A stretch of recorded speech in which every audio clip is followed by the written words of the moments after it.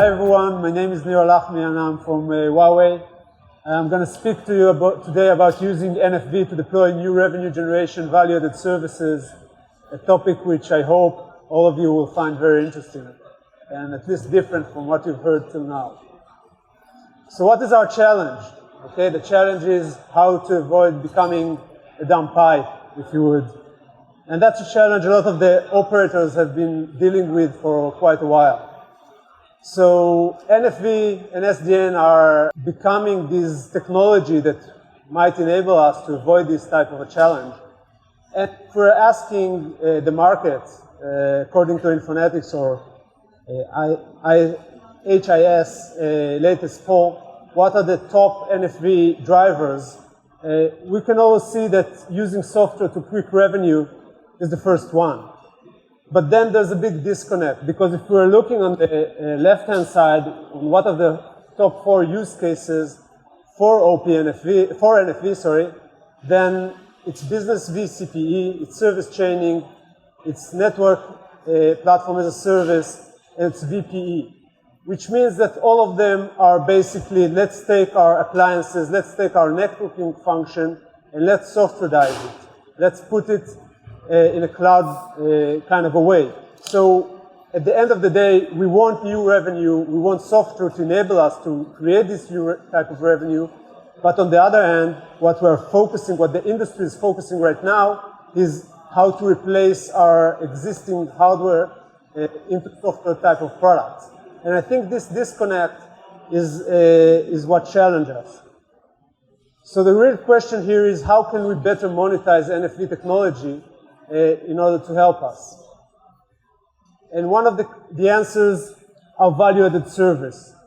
And value-added services are becoming a new growth engine for the telcos. So by deploying value-added services, the telcos can increase their ARPU because they are selling more. They can better use their trusted advisor position. Okay, all of the IT guys know and have businesses with the telcos because they have to buy connectivity somehow. So they are in a well-positioned to provide them more. They can reduce the customer churn because they are more integrated and more connected to the customer. And last but not least, they can become this one digital services stop shop for these customers. Now the question arises, which value-added services are most fitted for the telcos to provide? And in here, I must disappoint you a bit. There's no cookie cutter, okay? There's no one distinct type of value-added services that the telco can use. However, we do want to offer a few guidelines. And the guidelines are that services that are network sensitive, that are bandwidth sensitive, latency, jitter, and so on and so forth, are more adequate for the telcos to provide. A second type is services where the location does matter. Okay, if we're speaking about services like encryption or end-to-end encryption, you cannot do that merely at the data center. You have to go all the way. So these are the two, I would say, guidelines that we see fit when choosing the value-added services that you want to provide. Now, NFV can really help the telco to unleash the power of the network, okay? If we're looking at the network resource layering, the underlying telco infrastructure, then the COTS hardware, and then all of the virtual infrastructure and resources, we're looking at the cloud edge next generation edge architecture, where the telcos are starting to deploy telco clouds at the core of the network, but moreover, going deeper and deeper into the edge of the network. So telcos are talking about deploying telco cloud, telco edges, even putting that at the demarcation point to the end. But if we're looking at that type of a diagram in our architecture, you can see that the value-added services can be fitted in the different locations, different layers of the network, enable the operator to really unleash the power of the network.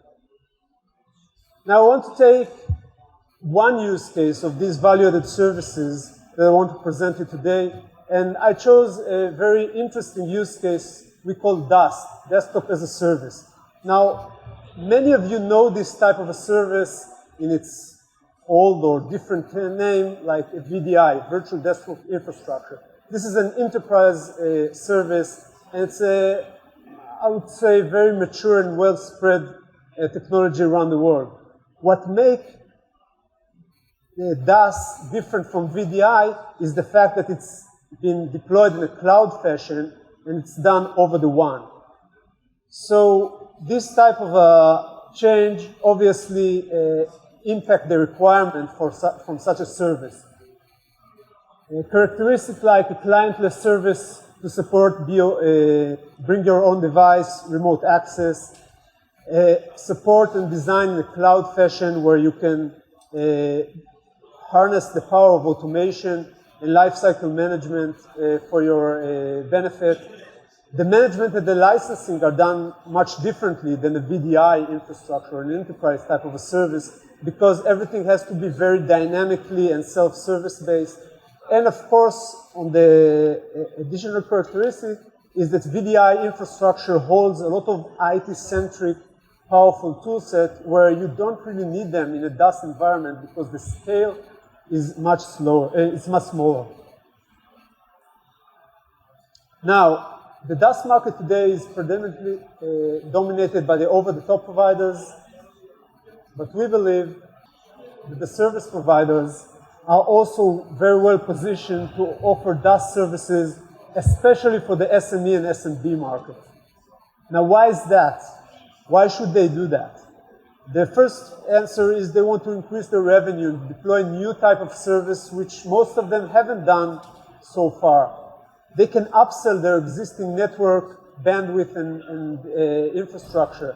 They can upsell their existing cloud services, okay? Most of the telcos today are deploying and are offering some cloud-based services, so they can upsell that, and of course, additional type of services. How can they do that? It's quite easy. They just leverage their existing their existing relationship with their customers and offer them new type of services. They can apply quality of service and the fact that they control the network to differentiate themselves from the classical over-the-top providers that have no control over that. And of course, bundle this type of a service with their connectivity service that they are already providing to be more price competitive. Now, DaaS as a service has one very interesting characteristic, at least by IDC latest poll, which stated that $1 invested or earned in DaaS-based service can turn into $6 in additional services that the telco can provide. Services like unified communication, security of all kinds, web-based, web content filtering, antivirus, firewalling, and of course, the patch management, the storage, the resiliency, and the RDP services. These all can turn into a much bigger revenue-driven service. Now, the real business opportunity is to start deploying these DaaS services using NFV infrastructure from within the network. So, like in this use case where we have the enterprise main office and the enterprise branch in a different location, the DaaS is being offered as a VNF from within the network, from the telco cloud, and the different locations are connected to it. But then the question arises, where would be the best place to provide this type of a service? So we did a kind of an analysis, and as you can see, we're looking at the different characteristics and basically try to determine where would it be best to provide that service. So in terms of scalability and capacity, obviously the data center has their advantages. But if we're looking at characteristics like latency, bandwidth, and more important, quality of service or quality of experience, then definitely providing them from the telco cloud gives a lot of advantages. And of course, this type of a deployment is what really matters to the SME and the SMB. Getting their desktop remotely, but providing the same quality experience to their internal users to give this the same notion as if the desktop was right with them. Now, another key point for the telcos is the OpEx reduction that they can gain if the SMB or SME, mainly on the SME use case, are international, okay? So today, if we have an international SME that has a branch, one in Europe and one in Asia, and is running his VDI infrastructure in his Asian data center or in his Asian facility, then the bandwidth of the remote user has to go through the international link, which is very challenging for the operator because these links are very expensive and each DaaS instance consumes approximately 5 meg of capacity to that. Another key point to remember is that this service, this international link, also brings a lot of latency and degrade the quality of experience because of that. Now, using SDN and NFV, the telco will be most fit to provide a better local service because most of the telco has some POPs in a different location, in different continents, and can host this DNF closer to the customer. By that, reducing the amount of traffic it has to send over the international link, and of course, increasing the quality of experience for the end user.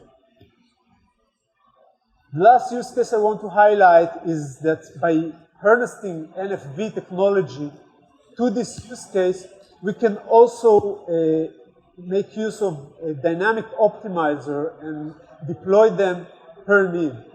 So assuming that we have a customer and is consuming the DaaS from the telco core cloud, but then we can start to see either by monitoring this service or by getting a complaint from the customer that the quality of experience is not good enough, we can utilize NFV to deploy DTOE or Desktop Transport Optimization Engine, an optimizer in the network closer to the customer, redirect or service chain these two together, and basically provide a better and optimized service to the end user. Now, providing such a solution requires a multiple layer, such as NFV. So you have to have the infrastructure, you have to have the cloud platform, of course the different VNF, the DaaS VNF, the DTOE VNF, and a Mano to manage and orchestrate this entire operation. Of course, most of the telcos are already in their journey to install and to provide such an infrastructure to the network.